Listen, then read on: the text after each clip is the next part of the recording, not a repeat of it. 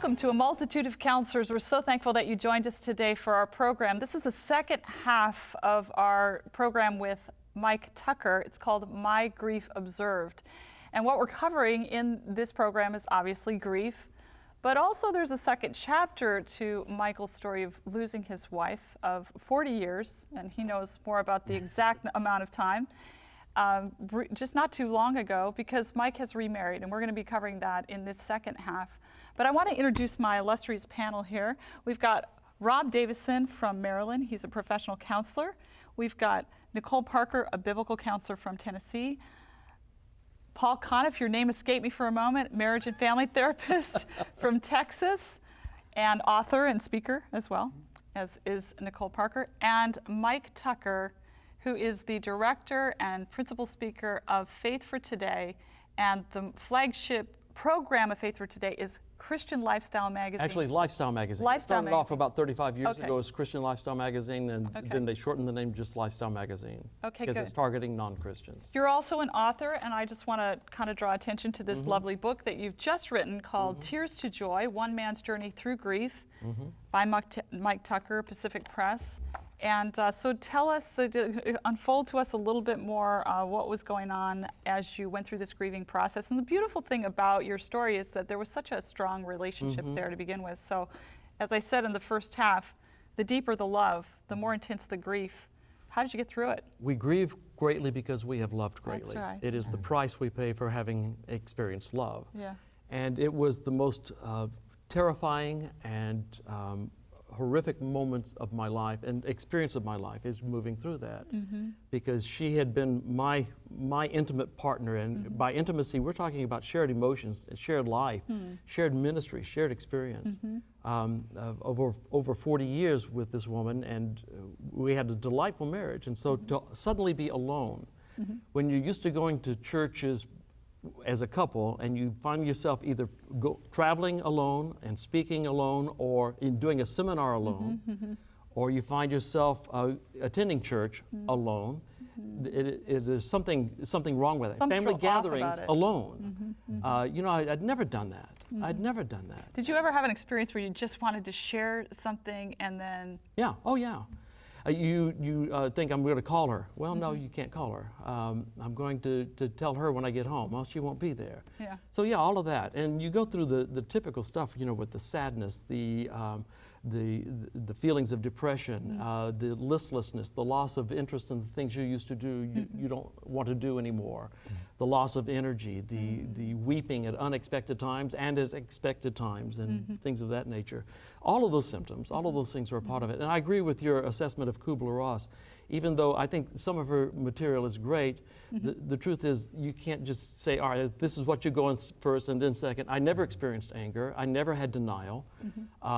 And if there was any denial, it was certainly momentary, because I lived with the reality of her loss. So I never denied it. Didn't you have a thanks a lot God moment, though you were telling us about? Can you tell us that story? This is the moment when I realized that I didn't want to live the rest of my life this way. I was about 6.5, 7 months into this when I was doing evangelism for Frank Gonzalez, who was a pastor in Florida. He used to be speaker for La Voz de Esperanza.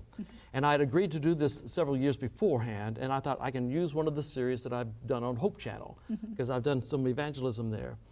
But 2 months away, he called me and said, oh, good news, Hope Channel's going to broadcast this. I said, that's good news for you, but not me. I don't have anything I haven't done on Hope Channel. I need new material. And the problem was that after Gail's death, for quite a while, I couldn't write. I'd sit in front of a blank computer screen. I could not write about anything but the loss. I could write plenty about that, but nothing else. So I needed new material, and I couldn't write. So I just studied and prayed. And then when it came time for the shows, I was supposed to shoot 2 sermons a night for 6 nights, and you have 12 new sermons. And sometimes as close to shoot time as 20 minutes, I would finally get an outline formulated in my mind, and I preached 12 new sermons in 6 nights. And you have to do them to time, which is a very, very, very difficult thing to do, especially preaching without notes. And I missed my times by no worse than 2 seconds per sermon. Most of them were either right on or 1 second off. One sermon was 2 seconds off. No one does that. No one does that. No one does that. So it was a major triumph. This is a major triumph, and it's a purely God moment, because God has done something for me I'm not capable of doing on my own. Yeah.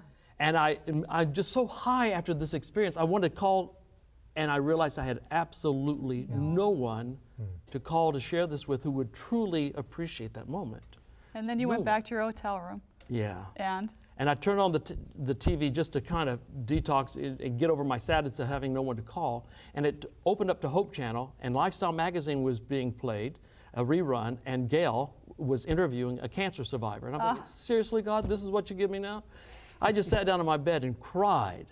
But it was at that moment, as I was processing all that, I realized if God is going to bless me like this, I can't live this way. I've got to have someone to share this experience with. Yeah. To share my joy as well as the sorrows of life. It's not just about being lonely. You can live with loneliness, but I did not want to live without a shared experience, a shared ministry, and shared joy. Mike, you came to that experience. Did you say this was 7 months after your wife had died? Yeah. So in the meantime, what are you doing for this 7 months? Are you just staying so busy that you didn't have time to grieve? I became very intentional about my grief. I made sure that I wrote about it. I cried about it when I felt that was necessary. I talked about it as often as I had opportunity. were there people you could talk to? Yes, yes, there were. And then I would talk about it publicly. In my sermons at times, people wanted to know, and I told the story. And Did you Did you fall apart emotionally? My voice would crack, but God gave me strength and I got through it because I'd been so intentional. The other thing that I did is I tried to anticipate the moments that would be hardest for me. And I did what I call leaning into the pain. I would do those things earlier than I needed to, such as preaching. I started preaching 2 months after her death. In fact, within 2 months. And that was tough. I did a Mad About Marriage seminar before I needed to because my staff had canceled my schedule. So I re-engaged one. They were ready for me. And I did a seminar about 4 months after her Your death. first one alone. First one alone. I did that intentionally because I wanted to reclaim things. I took 2 vacations to spots we used to go to together. And I cried through the whole experience, but when I did it, I knew those were mine again. If I wanted to go back now, I could do that. So I was intentional about it. Good. There are 2 things that are crucial when I'm sitting with somebody who is grieving. One is don't ignore the pain, and it sounds like you did not ignore No. it. The other is don't stay in the pain all of the time. Exactly. That's But right. but have the support around you and do life as you need to do life, so that that's a distraction. Right. But come back to the pain when the pain comes back. Yeah. And this is just a process that we have to go through for who knows how long, because grieving is not, as you know, it's not a set time. No, you grieve in some ways the rest of your life. You never quit grieving in some sense. I do believe that I came to a point of enough recovery that I was able to make decisions and move on with my life. But that's a tricky thing, to know how to do that and to know when that time is right. How did you know? I felt that I was able to make clear decisions without asking advice. I knew that my emotions were such that I could talk about the loss without tremendously breaking up at that point. My memories were all pleasant, and I had a desire to move forward. I have a gift of life. I don't want to live it just in memory. I never want to forget, but I want it to be more than that. And when I realized that it was not about filling a void, but sharing my life with someone, and sharing my life in a positive way, then all right, I felt like now's a good time. This is a positive thing. You know, I was just curious, Mike, with Jesus was a man of grief and sorrows. He knows a lot about loss, a lot about pain, a lot about suffering. And he went through that so he could identify with us, Right. so he could minister to us. And I'm just wondering, how did Jesus minister to you in a special, personal way? Everybody's story is different, but I'm just curious for those who are watching and for your own story, how did he minister to you in a personal way during this time? You know, I think that the fact that I had been living with Jesus for a vast majority of my life meant that there was indeed a relationship of intimacy there. And it was just going back and remembering those intimate times with him and times that I shared with my wife with him that were precious to me, and a realization of his benefits. So as I celebrated what he has done in my life, what he has given me, it gave me comfort and hope for that moment. And then every sorrow, every tear, it was taken to him. I just didn't hold anything back. Every cry, and of course, remembering Scripture. I wasn't able to read a whole lot at that point. You know, if you read positive, light stuff. Is what I say. So I avoided a lot of doctrinal study. It was just Jesus at that point, the Gospels and Psalms basically, and even then in short bits. And that helped me more than anything else. Just dwelling in the fact that he's always been here, remembering those times of specialness together, sharing with him my current sorrow, and realizing that even when I couldn't feel it, he was lifting me up. And so it was a positive experience for me overall. I think the brain can't even engage in real high order reasoning when you're in an emotional state like that. Loss of judgment, the ability to think logically, one of the first symptoms of grief. Really? Yeah. And it's kinda Jesus like himself depression. went through that, because I think that's why when he was on the cross, he said, why have you forsaken me? He could have given a Bible study on how God was with him and it was the plan of salvation, but he was just talking out of his experience in that moment. And I think it really literally derailed his cerebral cortex where he couldn't reason through. The loss experience for me did that. I mean, you realize I didn't make any major decisions unless I asked someone. Say, Really? here's what I'm thinking. Here's what I'm thinking about doing. What do you think? Does this make sense? Or should I just wait? I need to do this with this money. Should I pay this off? What should I do? Because you get insurance money and everything else, and so you think, all right, what's the best plan for this money? So I talked to people about it. People who were not grieving, whose opinion I trusted. I've told people to do that for years, so I took my own advice. So you become kind of a puddle of emotion. Oh, yeah. And I just wonder, does God go through that on some level? Obviously, he can never stop being the manager of the universe, and making all kinds of executive decisions. But I wonder if Does he hurt with us? Yeah. He says, he says he weeps, and I believe he does. I wrote a book. My first book was entitled Journal of a Lonely God. And I looked at the story of Genesis from the standpoint of God longing for intimacy with man as he worked with these dysfunctional people. And I think it can be viewed that way. As his journal, he was lonely, he longed for us. There's a beautiful song that it's entitled, Tears Are a Language That God Understands. Yes, yeah. When my mother died, I would listen to that over and over again. to let the tears flow. And there's something about the tears that God has given us, because the chemicals in tears are actually toxic. And when the tears flow, we're actually, the body's going through a healing process. The chemicals in joyful tears are actually a different composition. Isn't that something? And it's, So if you hold in the sad tears, it's going to toxify your body. Is that what you're saying? yes, Wow. move towards the pain. Which is one of the reasons why your body's immune system functions at less than optimum during grief. You're more susceptible to flus, colds, that sort of thing. There's a lot of studies that show that. And you need to be extra careful and engage in extra self-care during that period. Exactly. Eat right, get some rest. I remember my husband and I dealt with a very tragic situation early in our marriage where two of our friends got married 6 months after we did, and a week after the wedding, she was killed in a car accident.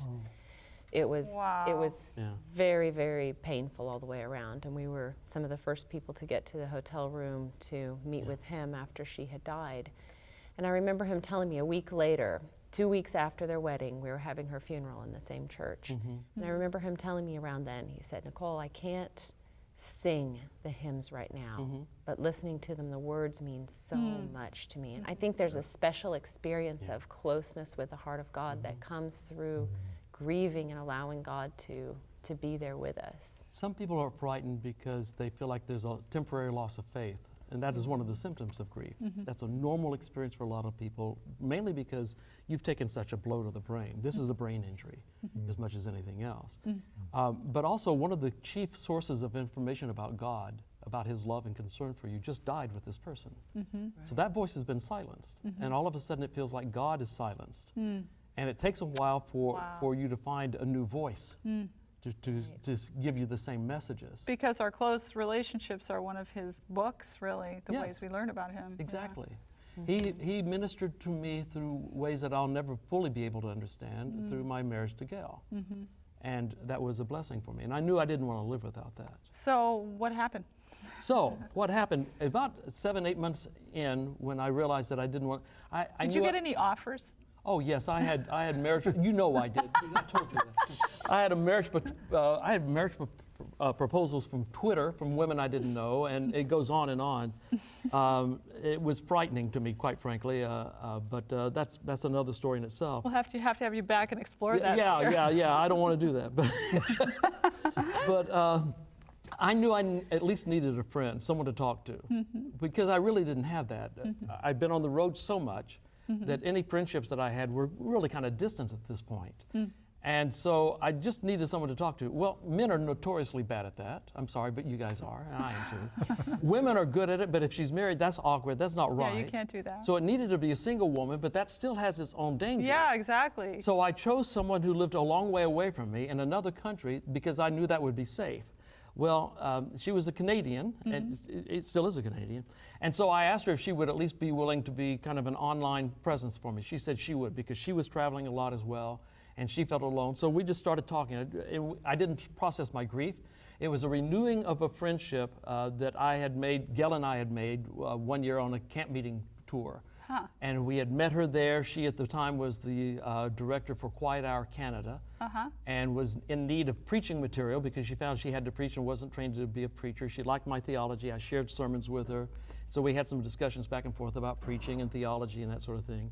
And so we just started sharing our lives with each other just to talk about, and when something exciting happened for me, I at least had someone to tell. Someone to tell. Someone to tell. Oh. Well, as the months passed, I realized that this was more than just a friendship to me. And it's all writing at this All point. writing. We hadn't seen each other in years. Really? Yeah. And Did you so, check Facebook for pictures? Of course, of course. We both we friended each other on Facebook, and so. In fact, most of our conversation came through Facebook, the messenger portion, because calling Canada is expensive, So it was a quick, easy way to do this and to have basically a chat with each other. So we would go back and forth. And one night I realized that I'd talked to her for more than 2 hours. Wow. And I thought, what's going on here? I was at a convention and was eating at a restaurant about a mile away from my motel, and I started walking back. I'd walk there, again, is what I do, and I got a message from her, and I realized I wanted to answer, and I had 2% left on my battery. I ran all the way back, crossing 8 lanes of busy traffic to get to my room to type, and I realized, what did I just do? What happened to me? And I realized that something was going on inside of me. Oh, wow. And Almost so got I had run to take over. a break to figure out, is this just a relief from grief or is this something of its own? And I realized it was something of its own. Wow. And so eventually, her name was Pam Lister. I eventually, when it was appropriate, I said, would you ever be interested in taking our friendship to the next level? She didn't answer me for 24 hours. Okay, would you call that courting or dating? Yes. I don't know what it is. I don't have a term for it. Just next level relationship. Yeah, so she wrote back after 24 hours because she had to Went think dark great on about you for this. 20. Yeah, What was that she went 24 dark. hours like for you? It scared me to death. I thought, well, I've blown this, Obviously, I've been out of this business way too long. So she wrote back and said, yeah, I'd be interested in that. And then I realized that I didn't know what that meant. So I wrote back and said, I don't know what that means today. It's been over 40 years since I dated anyone other than my wife. So I want you to know that I'm not talking about sending you my class jacket, my class ring, and going steady. And she wrote back, LOL, I understand at our age we're talking about dating with an eye to marriage. I said, great, all right. So we have Dating with an eye to marriage? an eye to marriage. She puts this in an interesting way. Pam has a great sense of humor. She Yeah. says when you're in your 20s, you can date for 5, 6, 7 years without declaring your intentions. When you're in your 30s, 2 years, you need to declare intentions. 40s, 6 months. She says, I'm 50s. At 50s, it's a cup of coffee. It ought to be that quick. If you can't sit across the table and realize you can't stand the sound of his breathing, it's time to end this and to move on to something else. And again, that's her humorous way of putting it. At our age, we both knew what we wanted. Yeah. This wasn't about tasting and seeing, what's over here, who's this person like. I know what I want. You wanted a companion. Exactly. Yeah. And she wanted the same thing. And so when we began to talk about values and dreams and hopes and theology and faith and aspirations and family and ministry, we realized that there was a good intersection there. That's great. And so Then so you were just kind of chatting, and then you started, after you popped the question, so to speak, then you started getting more intentional. yeah, about our Could this conversations really work? online still. Even at your age, you were still hashing through the issues before better. marriage. Yeah, You better. yeah. I'm glad. Yeah, there's no fool like an old fool. I know that. I didn't want to be that guy. Yeah, I hear you. I've dealt with marriages and taught healthy marriages for, I don't know, decades. Yeah. How stupid would it be for me to marry poorly at this That's point right. in my life? That's you know? right. That's So right. at what point after your wife's death were you starting to realize that you were interested in another lady? The most intense period of pain for me lasted 9 to 10 months, which is typical. And so it was sometime between the 10-month and the year mark that I began to realize something was going on. And I thought, this is frightening, and so I wanted to make sure of what it was.